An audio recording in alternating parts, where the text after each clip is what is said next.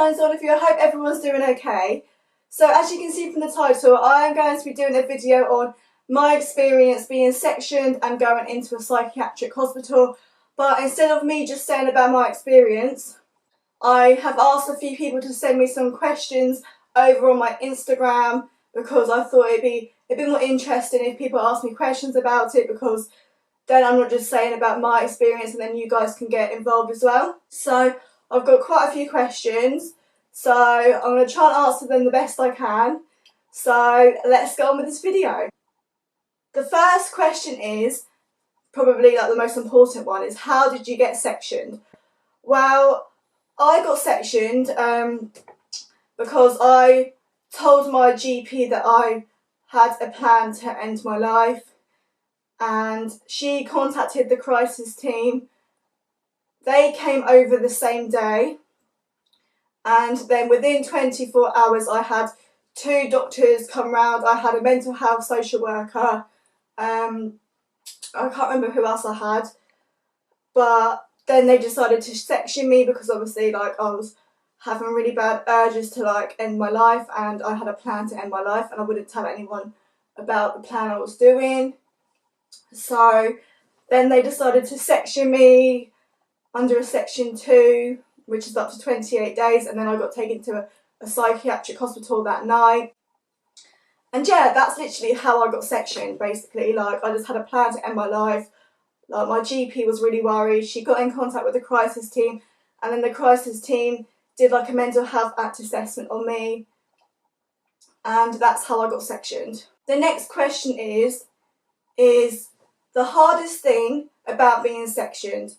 I think the hardest thing was being sectioned was actually leaving my family behind, because I always get really homesick when I have to be away from my family, and I think the hardest thing about being sectioned was seeing like the effects it had on my family, because they were really upset, and obviously I couldn't change what was happening and neither could they. So, and they're the ones who are meant to like protect me, but in some situations they can't always protect their own children, because obviously when you get sectioned it's out of their control and it's out of their hands. But I think actually like getting separated from my family and my parents, because they're the ones who are meant to be in control of their like children or their daughter, or me if you want to call it like that.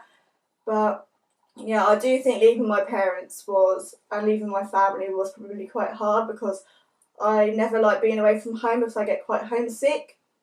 The next question is, did you make any friends there? Yes, when I was in the psychiatric ward, like I first went there and obviously I was very unsure about who I was going to meet and if I was going to meet any friends, or if that makes sense. But at first, when I first came in, I came in quite late. I came in about like 9 o'clock in the evening. And obviously like most patients were like still in bed or in their rooms because it was quite late. And I didn't really make friends until like the second day or the third day.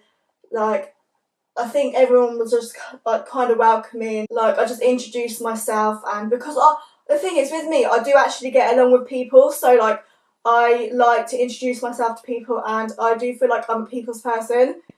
And do you know what, my watch is really annoying me. I don't know if you can see that. You probably can't, but I can. It's really annoying me.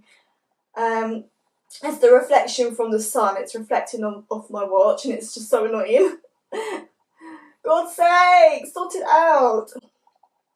Yes, so I did make quite a few friends. Like, I think I was one of the youngest ones in there, so I felt like some of the patients were like mothering me and stuff because they were looking out for me, because obviously I was quite young. But yeah, like I did make quite a few friends, and when I did leave the hospital, like when I got discharged, a few patients actually gave me their like number and stuff because they wanted to keep in contact with me. And yeah, they were all actually really lovely, and I think we just got to remember that like just because like their behaviours might seem a bit odd, like, because I remember like when I went into my room one day when I was in hospital, another patient was in my room, and I wasn't going to obviously have a go at that patient, because obviously that patient is in there because they're unwell like me, so I'm not exactly going to like have a go at that patient. Like, at first I was really like, shit, like, have they taken any of my stuff? Like, what's going on? Why are you in my room? But then I have to remember that like we're all in the same boat at the same time. Like, that And I have to remember that we're all in the same boat. So there's no point in like having a go at another patient because they can't help it, because you can't help it, so they can't help it, if that makes sense. The next question is, how did you feel when you got sectioned?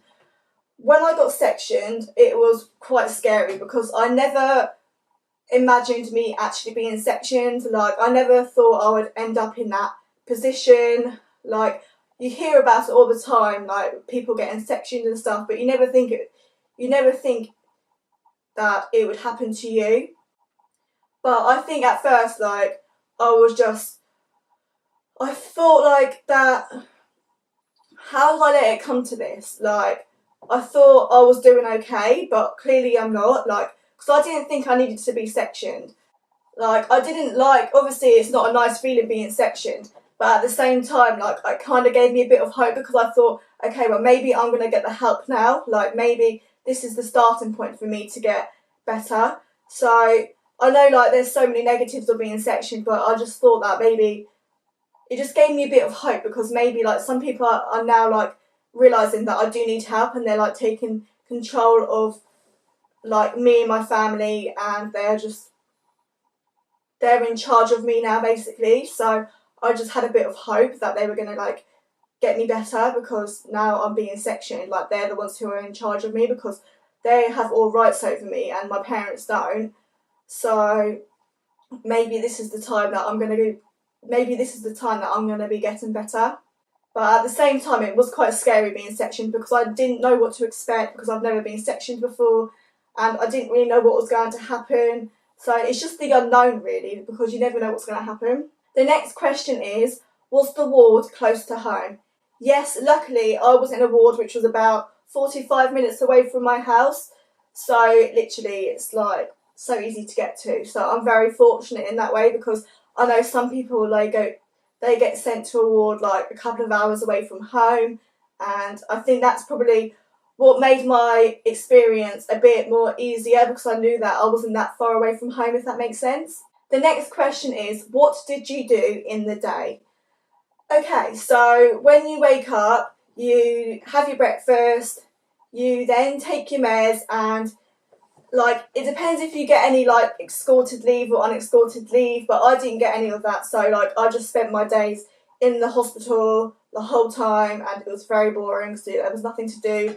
So I would either go and sit in the garden, I would play table tennis with some of the patients because that's what we do. You could talk to a member of staff if you're like having difficulties with stuff.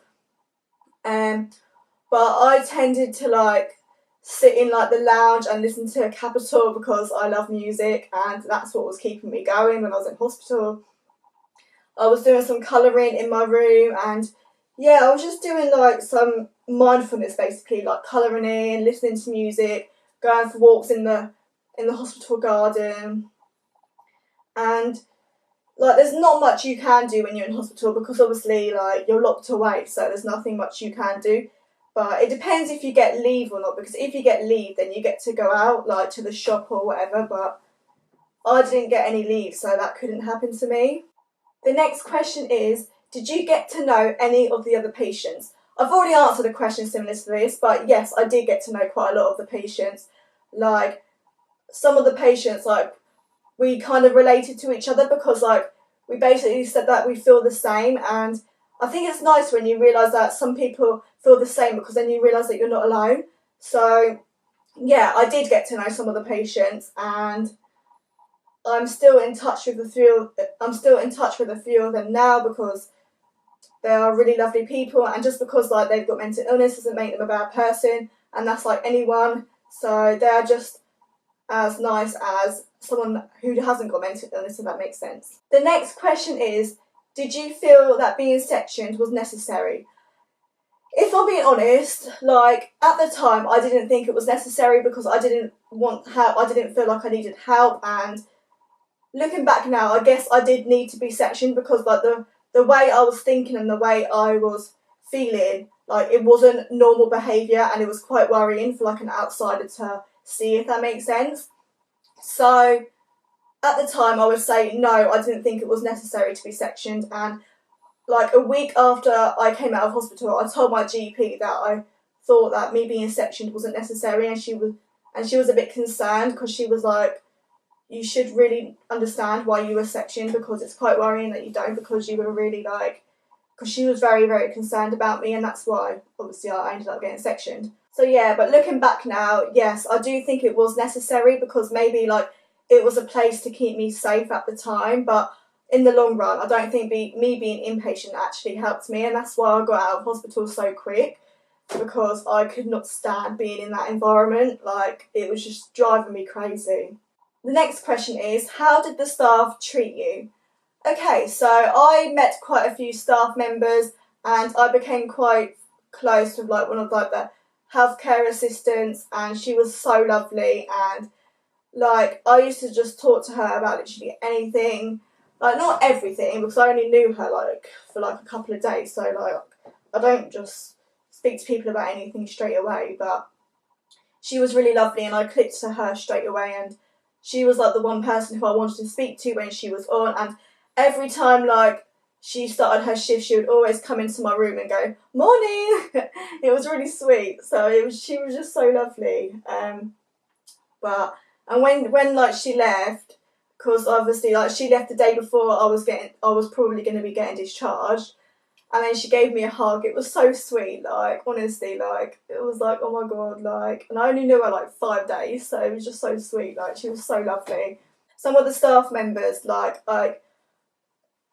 I didn't get along with. Like, there was this one nurse, I think she was a nurse, and she told people off for like having more than one cereal box for breakfast, and I got so annoyed with her, because I was like, don't tell us what to eat and what we can't eat. Like, we are in here for a reason. If we want to have more than one cereal box, then we're gonna have one cereal box. And I was like, I was anorexic last year, you don't understand, so I'm gonna eat what I want. I was so angry at this staff member, because she was judging patients by what they were eating, and I was thinking, you can't do that. Like, you honestly cannot do that. Like, you don't understand people's backgrounds, and you don't know what people have overcome. So telling people to stop eating like that much isn't it going to be helpful in the long run, because that's going to cause more problems. But yeah, I stuck up for the other patients at the end of the day, because I thought that's not fair, because I've been anorexic before, and it's a very, very, very scary situation to be in. But the majority of the staff, they treated me pretty well, and there was an occasion when I had to get my phone taken off me for some reasons, and there were 3 members of staff that came into my room, and they did threaten to restrain me if I didn't give them my phone. And obviously I wasn't going to let them restrain me, so I just gave them my phone, because I couldn't be asked with the hassle. But the majority of the time, the staff were really nice. Like, I played table tennis with a few members of staff, and yeah, so I think most of them were quite nice, but I think you get the odd few, but I think that's normal. The next question is, were you on your own the whole time? No, I wasn't on my own the whole time. Like, it depends if you go out of your room. Like, if you go out your room, then you're going to like obviously see a few people, and yeah, like I wasn't on a one-to-one, if that's what this question is about, but I was on 15-minute obs, so I was getting checked every 15 minutes to see if I was okay. But obviously, like, when you're out the room, you don't go on 15-minute obs, because obviously staff members can see you, but if you're in your room, that's when you go on 15-minute checks. Well, that's what it is in my case anyway. Don't know about if it's for anyone else. But I wasn't really on my own. Like, I did spend quite a lot of time in my room, like on my own, but I did spend quite a lot of my time out with the other patients, so I was just trying to socialise with people, because I was getting so bored, because there's literally nothing you can do when you're in hospital, and it's so boring. So I think, yeah, so I don't think I was on my own as much. Number 11, what was the food like? Okay, so if I'm being completely honest, when I was in hospital, the only food I ate was breakfast. Like, I just never ate lunch, I never ate dinner, and all I ate was breakfast. And I know you're thinking, how the hell did you, like, survive? Like, or how the hell did you, like, not get hungry? And it's like, I think when you're in that environment, like, you just don't really feel like eating. Like, my appetite went downhill so much, and I just wasn't hungry when I was in the hospital. I don't know if it's because of what was happening or the environment, but I just couldn't eat anything. Like, I just wasn't hungry, so all I ate was breakfast. And I just don't really like eating in front of people. Like, I just find it very awkward, especially strangers. So I don't really know what the food was like because I never actually ate it other than like the small cereal boxes. So I can't really make a judgment on that, but at times it did smell quite nice, and the staff did come into my room to say if I wanted to go down for lunch or for dinner, but I said I'm alright. So I can't really make a judgment on the food, but it did smell quite nice at times. The next question is, were you allowed your phone? And yes, I was allowed my phone. Like, obviously, like, when I had to have my phone charged, I had to give the staff my phone because I wasn't allowed my charging lead. So they had to look after my phone when it was charging. But obviously, I'm allowed my phone when I'm in hospital. And there was a time when obviously I did get my phone taken off me because there were some reasons about that. I'm not going to go into detail about that, but they had to take my phone off me for like a few hours until I saw the doctor. And then I got my phone back because I got discharged. But yes, overall, I was allowed my phone in hospital. I think when you get to like 17 or something, I think that's when you're allowed to have your phones when you're in hospital. But I know every hospital is different, so it's not always the same for everyone. The next question is, did you kick up a fuss when you got sectioned, or did they have to hold you down, or did you let them take you? Okay, so when I got sectioned, I just thought there's no point in like putting up a fight or like trying to escape, because that's just going to make things 10 times worse. And as much as I didn't want to go to hospital, like, it's just not helpful for anyone. And like, if I tried to escape, then like, it's just not fair for my family to like see me get like restrained or something like that. So, and the thing is, like, I'm not very strong, so if I did try to escape, I've got like so many like adults in the room with me trying to like pin me down, so it's not going to work. So I just thought, just leave it, just go with it, like. And because like I got sectioned, like, I thought I was going to be getting help, even though I didn't want to be sectioned and I didn't think I needed to be sectioned. I just thought, you know what, just roll with it, because if it's going to help me, then just go with it. Like, even though at the time I didn't want help because I just had no hope for anything, but I just thought there's no point in like kicking up a fuss or making a fuss about this, because there's nothing I can do. Like, I can't change what's happened, so you just have to roll with it. The last question is your best and worst experience when you were in hospital. So probably the best experience was when I was talking to like a few of the patients, and we were just having a good old laugh. And when I was speaking to like my favourite healthcare assistant, because she was really lovely, and she honestly made me feel like so wanted. And yeah, I think talking to like people and realising that you're in the same situation as them makes you feel a bit better, because then you realise that you're not alone. And also, like, another best memory is that when me and another patient got Domino's pizza ordered, it was so nice, it was so fun, like, it was so good.